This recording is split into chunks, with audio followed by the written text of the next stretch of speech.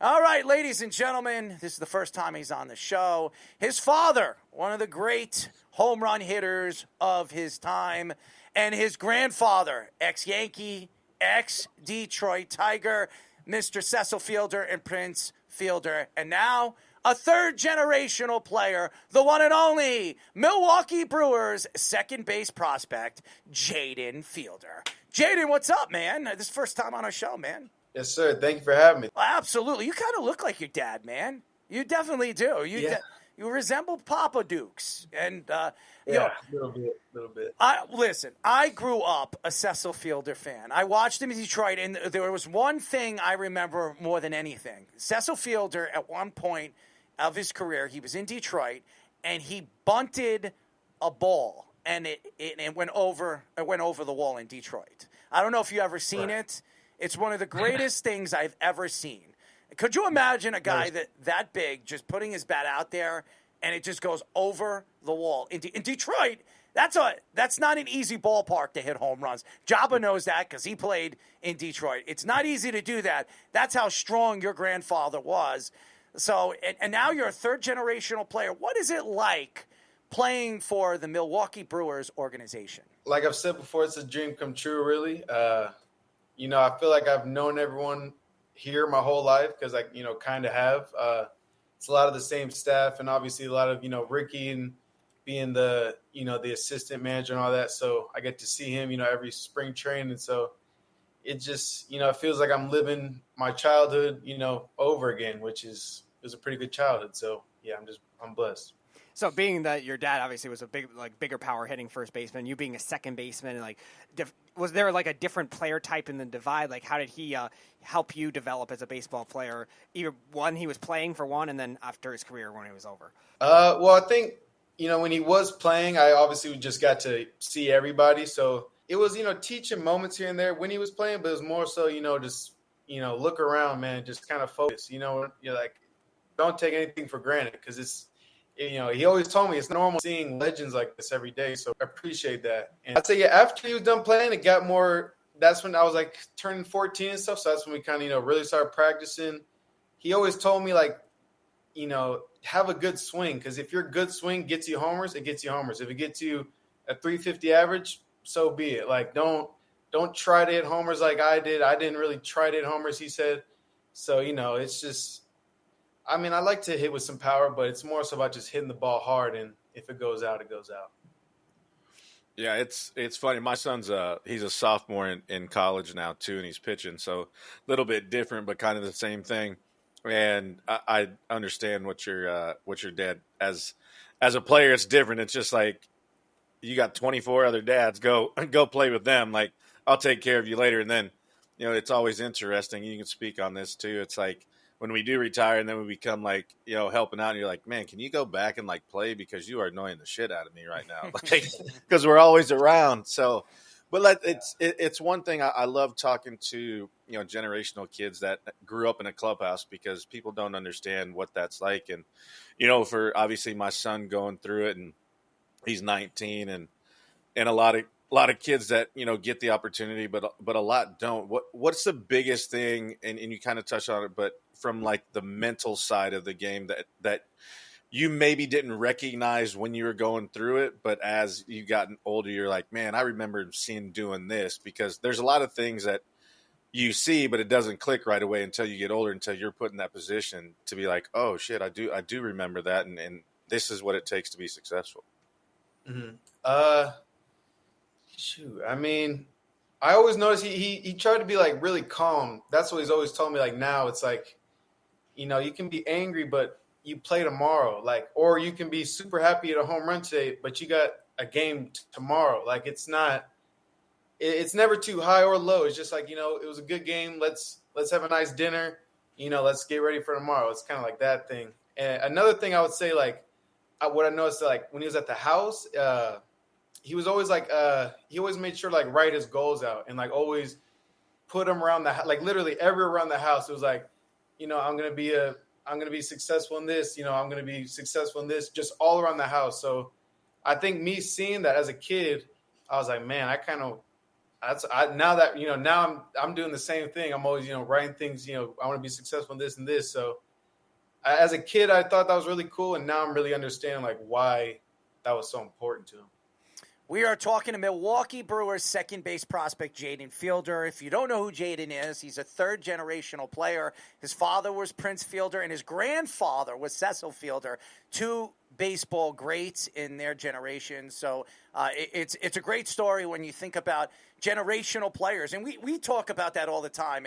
And what's so interesting about Milwaukee right now is you're going to get a chance to see some of the young players that you've grown up with in the minor leagues, and they're getting called up, and they're playing sensational baseball. They're one of the hottest teams in baseball, top 3 team right now to win a World Series. What are your thoughts to some of the young players that you've seen or you've grown up with in the Milwaukee Brewers farm system, and where do you see this team going this year with all the great talent that they have on this team? Yeah, well, I played it in spring training. I played with Blake Burke and Marco Dean, just Braylon, all of them, and I think what I've noticed, everyone that's in the Milwaukee organization, they're just cool people, really. They're just all trying to come to their job and win every day. No one's weird or anything like that, which I really enjoy that. Brewers definitely have a chance for the World Series. I don't know, they've been beating up on the Dodgers real bad every time I watch them. I mean, if you can beat the Dodgers, I think you can beat, anybody, really. Oh, you don't like the deferred money? You don't like the Shohei Ohtani stories? All the backlash that he's had with the betting scandal? Or, hey, listen, if you want to buy innocent till proven guilty. Innocent till proven guilty. I don't know anything about that. I don't know anything about that. Facts. Let me tell you something. This man right over here in the corner has been backing up Shohei Ohtani since day one, since he started with this show. And I don't know what the love fest for this guy is. This guy has been in a scandal since Jabba started this show. Every 6 months, this man's in a scandal. And Jabba's like, innocent until proven guilty. Innocent until proven guilty. His name's stamped to every single thing. What's next? And he's still playing baseball and he's still rich. Yeah, you know why? You know why? Because baseball knows that he's an international phenom. That's the only reason why he's still playing baseball. All right. Remember that conversation? He's global. He's the most popular. Oh, yeah, he's global, all right. So is my underwear. Let's go. All right, Speedy. I was going to ask about a guy that we had on the show last week, actually, that your dad played with as well. He actually said he had some interesting stories about you that he couldn't tell you on there, and that was Corey Hart. Any interesting stories about him? Any interesting stories of Corey? Yeah. Man, ones that you can tell. You know how the clubhouse works. No. I will say I remember, I think it was during spring training, but he has this I don't know if he has it now, but it was this I think it was a 4-wheel drive open buggy, a buggy with the cage around you. And I remember we drove to the gas station in it, and then drove back to his house. And I thought that was the coolest thing ever. I was in a cage. I've never been like that before, so I thought that was pretty cool. Hold on, I'm sure like a Jeep, but it was like a buggy with a cage. It was like a dirt buggy, I know. Oh yeah, a dirt buggy. Yeah. I know what you're talking about now. I don't know what they're called, but yeah. Hey, anybody want to go in Mr. Hart's dirt buggy? we'll call it the shag buggy. We'll call it the shag buggy. What, Jaydn? So you were talking about how you saw Pops go along and put goals in. What are some goals you set for yourself? Do you set them yearly? Do you set? Mine was at the beginning of the year. I would set benchmarks, obviously obtainable ones. People, I understand you shoot for the stars. Hopefully, you hit the clouds or whatever. But do you set them as you go, and do you cross them off, and then once you cross them off, you make a new one? Because I think that's really important for you and for anybody in general, whether it's sports wise, business wise, person, all things to set goals and standards of attainable things. And so I love to hear you do that as a kid, to see it and how you understand that is important. So do you do it at the beginning of the year? Then do you have a 30-game checkup or how do you do it? I mean, before the season, it's usually right when the year starts. I mostly just have like a list of like things to think about all the time, and they're actually like the lock screen on my phone. But it's like, just I usually go like I'll set my goals for like my average and stuff, but like I make that at the beginning, like I make that one time, I'll make the numbers like crazy high because I just want to see like like you said, shoot for the moon, land on the stars, whatever. So I do that one time. I don't look at that until like the end of the season though. But yeah, I just have like a checklist on my phone, and I'll like sometimes update it. Like I mostly just go like one hard hit a day. Like that's all I'm looking for. And then, and then obviously I got a little bit of speed, so try to make it up on the bases, with walks and stuff like that. But yeah, I'm more so like the one hard hit a day, or like, be calm throughout the day. I'm more so like go over that type of stuff versus like the actual like stats of it. Your father and your grandfather have the same amount of home runs in their career. I don't know if you know that. 319 home runs, which is pretty incredible. And when you look at it, it usually never works that way. When you look back at some of the guys or some of the fathers and sons that have played in professional sports, it really never has worked. And you got now obviously LeBron James and Bronny James, and Bronny has a big hole to fill, lots of holes to fill with a guy like LeBron. He's one of the greatest, second greatest basketball player of all time, even though he thinks he's better than Jordan. He's on drugs, but that's just my opinion. And we could go on and on and on with some of these guys. Scottie Pippen's son is in the NBA as well, trying to compare himself to his father. And then Gary Payton's son is playing in the NBA. So there's many fathers and sons. And then you look at Cecil, who has been a very successful hitter in his career as a baseball player with Detroit, and then obviously with the Yankees, and then your father with the Milwaukee Brewers. Are you surprised that your father, with such big holes, to fill with what his grandfather did as a baseball player, are you surprised your father achieved just as many goals as your grandfather did as a professional baseball player? Shoot, not really. I mean, He would have hit more if he didn't get hurt. Just saying. Well, yeah, that is true. But he also got robbed of like two homers too. So he could have got more, but I don't know. I mean, no, I kind of know because he's, like you said earlier, like the more I'm growing up, the more I'm realizing like how alike I am to him. And like whenever I think of baseball, I'm trying to like, I can be better than anyone who's ever played. And I know for a fact my dad, especially how big and strong he was at such a young age, I know he was thinking the same way. So I definitely believe that since he was young, he knew that he was going to be better, or, just as good, I guess, with the same amount of home runs. What is it like being around your grandfather and your father? Two guys, two phenoms, sitting at a dinner table, and you're right there, and they're going back and forth, and I'm sure they both think baseball differently, and one played in the 80s and the 90s, the other played in the 2000s, and you're sitting there, and you're the grandson and the son, and you're trying to say, should I listen to grandpa or should I listen to dad? What is it like being in the same room with these two behemoths and trying to grasp what these guys are trying to tell you as a professional athlete? Well, they never like argued about who was better and stuff like that. My dad's they're not like that type of, we're not the type of family just like argue. They're not competitive? They're not competitive? I mean, not in that way. They're both great, so might as well be competitive in just like the information they give me. Yeah. Tell me stuff about, pitches and all that, but they never like went against each other. I'm better than you or this or that. No. Oh, come on. You're sitting at the table and never had fun. It's like, Dad, I hit the ball better than you. And, I can play Uno better than you. I'm a better poker player than you. All right, let's play checkers, Dad. Let's play checkers. Your father and your grandfather are not competitive like that. I can eat a hamburger faster than you, Prince. A little bit like that. Yeah, I guess. Just a little bit. Come on. Well, you're two professional athletes, and your father was Cecil Fielder, and your father is Prince, an MVP. He was the most valuable player in the major leagues. He was a great player.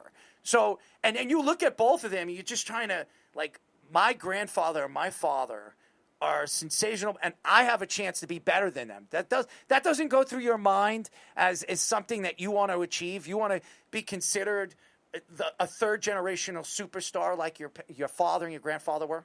Yeah, of course. But I never, they never looked at as like any pressure, I guess, or No, like I'm any not like saying comparison pressure. I'm thing, not saying pressure, but it is pretty cool. That, No, I'm not. Yeah. It's just no. It's always. I've always been told that. My dad said since I was a little kid, he's like, you can be a lot better than me because you got some speed that I unfortunately don't have too much of. But yeah, you can be just be the best you can be. If that ends up being better or the same or worse, so be it. But if you exceed the most of your abilities, then that's all you can really ask for. So going back to what we were mentioning about the rule changes and all the things that Rob Manfred's trying to do in baseball, the minor leagues, it seems like, is where they're basically you guys are the test dummies for these new rules. Obviously, you said you're a speed guy, so I'm sure you like the bigger bases. But obviously, the shifting being infielder and some of the other rules. What are your thoughts to all those? I think that's the bigger bases were definitely. I didn't realize how much the bigger bases actually are so helpful. Like not even for being safe or whatever. It's just so you can step on the bag and not have your foot this close to the other guy. I think that's definitely my favorite. The shifts, that's obviously, I hated the shifts even when they were, I just never understood them. It just doesn't even make sense baseball wise to have 4 guys on the whole right side and leave this whole side open. That's just, I thought that was a little bit dumb. But yeah, I like the changes going on so far though. I will say. What, I ask my son this all the time growing up in look at you. Is that the buggy? Yeah, there it is. That's the buggy. That's the buggy. Yeah, that's the buggy. But yeah, when you grow up in a club, you always have one where it's like, okay, I know he's going to this city. I want to go to this city because whether it's the food, the shopping, or just whatever. Was there one city that you're always like, oh, okay, Pops, I'm making sure I'm coming to this one? Let me see. Angels for sure, because we got to stay in a real nice, Los Angeles hotel. I'd say for the were you field, a big room? Were you a big room service guy like my son? He killed. Oh yeah, I was terrible. Yeah, I was. Man, y'all kill us. I know. Yeah, I got yelled a few times. I would order. I started ordering salmon one time. That's when my dad got real mad. He's like, dude, you don't even eat salmon. You don't even know what salmon is. Why are you ordering salmon? I'd say, yeah, I like that. And the Yankee Stadium, of course. That was my favorite too. I will say this. I've been to Yankee Stadium, the old Yankee Stadium and the new Yankee Stadium. The old Yankee Stadium is so much better than the new Yankee Stadium. I even like the food over there at the old Yankee Stadium more than the new Yankee Stadium. It's just something about that stadium really had my heart. And unfortunately, they had to move forward and knock down the stadium to put a new stadium because obviously there was nothing.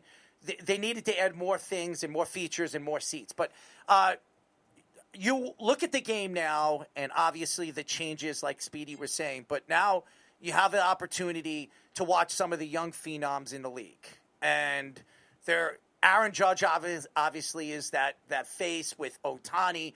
Who do you think is the next phenom of the league? Who do you think is going to be the next face of the league in the next 10 years? Man, I'd love that would be me in the next 10 years. Shoot. Okay, now, excluding myself, I think we got Luis Pena and Jesus Mari. They're pretty good on our team. They could be up there too. They could be the faces too. Really? So, yeah, I'd say those two are pretty good. So I've heard a lot of hype with Pena, so I definitely could believe that. Yeah, they're pretty good. They're pretty nasty. Definitely pretty nasty. Interesting. So besides your grandfather and your father, any other funny either teammate story from them or one from any guys that you've played with so far in your time in minor league baseball with the Brewers? There's all types of stories. I don't know if that's on air, possible, but shoot, yeah, no.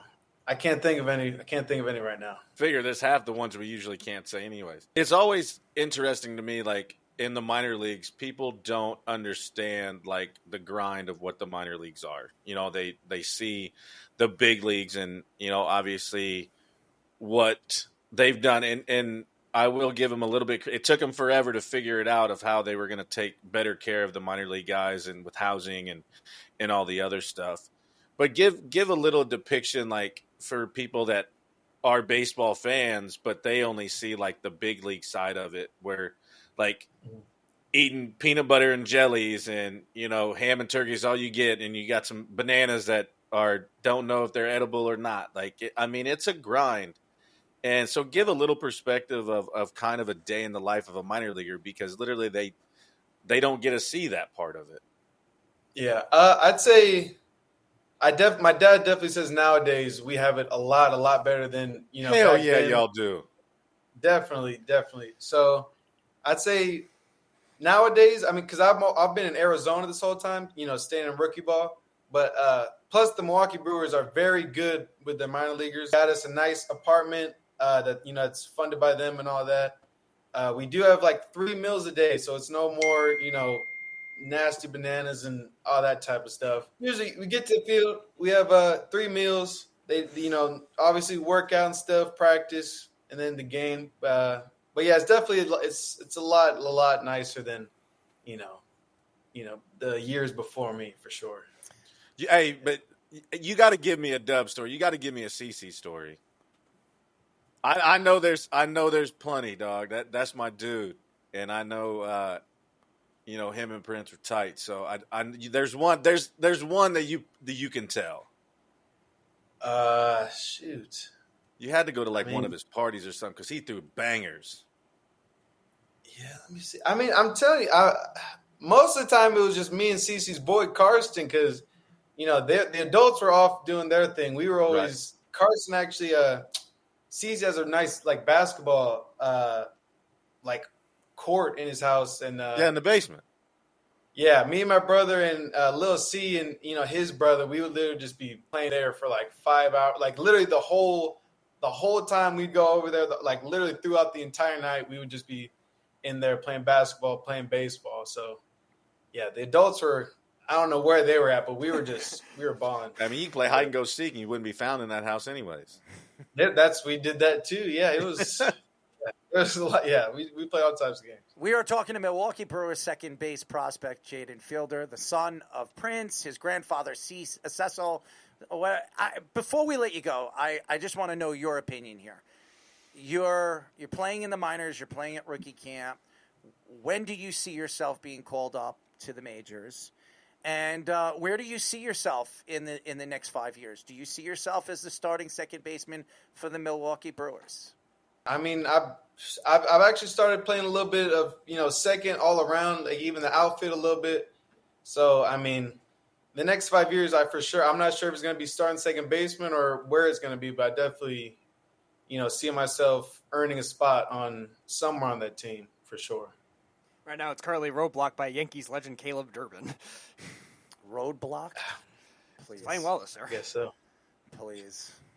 Another Yankee gone away, as we all know. He's trying to not smile because he knows where I feel about the Yankees right now. I'm just absolutely, I'm fed up. I'm fed up with the New York Yankees. It's tough. I'm absolutely fed up with it. So I can't wait till the season's over. I'm done. Yeah, if you notice, I wear Yankee hats on this show all the time. I got all different Yankee colors, and I sport them. But every time I watch the Yankees, they make me want to hurl. Every time I watch this team, they make me sick. You spend all this money. You have an organization that has invested into the players, and these players just don't show up week by week, day by day, minute by minute, hour after hour. And I can't sit there. And then I listen to the stupid fans that – and I mean stupid, dopey fans out there that think because they're Yankee fans, they know more about the Yankees than the players do. And they don't. And it's on social media, you can read what they write. Well, if Boone does this and he does that, the Yankees would be winning. Oh, yeah? It's that easy, huh? You're just a mastermind for the organization. That's the problem with fans. They think what they want to think, and they see what they want to see, but they don't realize how hard it really is. So, Jaydn, what he's telling you is, don't look at social media. Is what he's saying. Stay the hell away from. Stay the hell away from because there's social media, and if you ever get traded to the Yankees, I'm gonna love you. If you ever wear the number 34, I'm gonna love you because that's my number. Anything with any of those things. If you wear pinstripes and it's not the Yankees, I'm still gonna love you. So just don't do anything that Jazz Chisholm would do, then you'll be fine. It's not Jazz Chisholm. It's Jazz jism, okay? And do not go, if you ever go to a home run derby, okay? If you ever go to a home run derby, don't go out there and look like a jackass by only hitting 3 home runs. You must have been, you call yourself a Bronx bomber and all you can hit when somebody's lobbing a ball over the plate. I would have hit more than 3 home runs. I would have hit more than 3 home runs. That was an embarrassment. All right, what's in your drink? Because you would hit 3 home runs on a big league field. I'm telling you, I've got power, man. I mean, if you're playing T-ball fences. I'm telling you, I got power. What do you think? You really don't think I have any power? There's no chance you're hitting a homer in a big league yard. Okay. No shot. Okay, that'll be a bet too. You just said you could hit 3 homers. I think that if I get time and swing 400 or 500 at bats in 2 days, 3 days, absolutely, no question. Come on, dog. You're lobbing a ball over the plate. You're lobbing a ball over the plate, and you're going to tell me that if I had the opportunity and tempo and technique in a couple of days, you're going to tell me I can't hit it? Really hard, though. If he's lobbing, you got to swing really hard. I'm a pretty big, strong person, man. I'm not small. So it's not like I can. What are you making faces, Jobby? You think I can't? You don't think there's I have power? no shot. A dude that literally is in a big leagues, you don't have to like him or not, but he's a proven big leaguer. Couldn't hit 3 homers, and you're sitting here because he can't take the pressure. What do I have to lose to stand over there and somebody lob over a ball? But you just said you could hit more than 3 homers. If I'm practicing and going out there and swinging out a ball over and over this and dude over does again, it every day. Exactly. That makes him just the biggest retard of. Even Robinson Cano had 0 at one point, right? In a home run derby? Yeah, I've never seen him. Did he hit no home runs in a home run derby? No, he ended up hitting them, but there's been some names that have had 0. And the fact that you had the audacity to say you'd hit more than I think I would. Is, yes, I think I would. 100%. That is blasphemy. All right. Well, that's another bet that Jaydn, can you please tell him how hard it is? I mean, it's pretty difficult. I mean, there's been some days I'm pretty decent at hitting BP homers. There's been some days I have no shot. So okay, it's pretty difficult. All right, so over there in Yankee Stadium, what's the furthest place to hit a home run? Left center. The home run derby wasn't in. I'm just saying. Left center. How far is that? I think 390, something like that. Okay. I was at a baseball field, and I can tell you there's somebody that will actually tell you that a kid was lobbing a ball over, and I was smacking a ball over 350 feet. So you're going to tell me I can't hit it another 40 feet over a freaking yard? Come on, man. You think I really don't have power. You really don't. I'm not saying that. Really? Yeah, you are. You're telling me I can't do it. You have never once on this show said you're not good at something. That's not true. I can't bowl for shit. I'm a horrible bowler. I am the worst bowler in creation known to man. And I can't play golf. I've never played golf, and it's I'll probably be an absolute embarrassment because I've never done it before. But I can hit a baseball. I know I can. So, and again, I played in a men's league with semi-pro baseball players, and I was pretty good too. So I think I can hit it. So, and you're telling me Jazz Chisholm himself, who's standing there and getting lob balls, and he had 17 home runs, who opened his big freaking mouth and embarrassed himself on national television, comes out there and says, well, we're still a good team. I'm still a great player. Yeah, shut up. I'm done. I'm done with Jazz Chisholm. I'm done with this team. Sell them all off. I don't want anybody on this team. Get rid of them all. In the offseason, get rid of Aaron Boone, get rid of Cash, get rid of Hal Steinbrenner. Sell his ass. All right? That's what I'm going to say about the Yankees. Hey, I didn't mean to bring this up, but Cecil Fielder had 0 homers in a home run derby. Oh. See? Yeah. In 1990. Wow. Well, It happens. maybe. Ken Griffey Jr., Mike Piazza did it twice, Gary Gaetti. And then there's Errol Marks, who's going to go just hit yaks just all over the place. Listen, let's do it. Let's do it. If you're lobbing a ball over the plate and you give That's harder.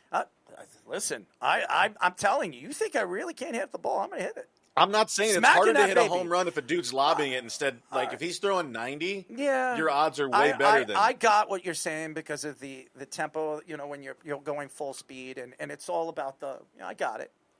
But I'm telling you, I can hit the ball.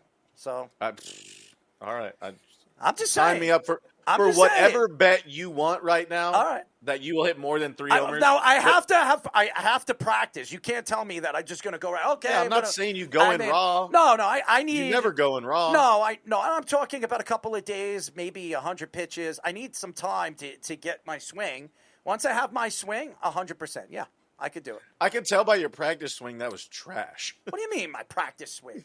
Yeah, I'm sitting in a friggin' seat, you little That's punk. hot garbage, You know son. what? I'm going to give you hot garbage. Not on the radio, baby. Wow. Jaydn, you saw it too. You chuckled. I got you. I like anal. Yeah, I saw that. Well, listen, he could chuckle. Yeah, you guys could chuckle. Let's chuckle. All right. Well, we'll be chuckling after me. All right. Anyways, we love you, man. And I wish you nothing but the best. I want you to come back on the show. We did have a lot of fun. Maybe, by the time you come back on the show in about, 6 months, 5 months, whenever you want to come back on, you're in the majors playing baseball, and we could talk about when you're going to win your first MVP. How about that? Yeah, for sure. That sounds like a great plan. Yeah, well, don't worry, man. I didn't say I was going to hit more home runs than you, okay? So I would never do that to you. But Jazz Chisholm, I might have to. I might have to go one-on-one. It might have to happen, Maybe I'll beat him with my baseball bat after I'm done with him. Anyways, thank you, my friend. And tell your father I said hello, man. Tell Jabba. Say Jabba, because he doesn't even know who the hell I am. Tell him Jabba says hello. Yeah, your dad's 2 for 2 off me, so he owes me. What's he owe you? Okay, I will do. I tell you what, I could beat I might be able to beat your father at. How about a hamburger eating contest? You think I could beat him in a hamburger eating contest? He doesn't really eat hamburgers too much, I so win. he might. I win. There you go. So at least I could beat him at something. There you go. I can't beat anybody in bowling. I'm probably the worst bowler known to man. Even if you put, what do they call those? Bumpers. Those bumpers. I'm still really bad. Because I always thought, hey, you know what? If I throw the ball down as hard as I can down the middle, it's going to knock all the pins. It doesn't usually work that way. I have no finesse whatsoever. So I'm just embarrassing myself right now as we speak. So I'm going to let you go, man, before you probably think I'm a complete asshole. Anyways, Jaydn, we really appreciate you. You're sensational. And we'll talk to you soon, buddy. Yes, sir. Sounds good. Thank you, guys. Thank you for having me. Absolutely. Thank you. Milwaukee Brewers second base prospect, Jaydn Fielder.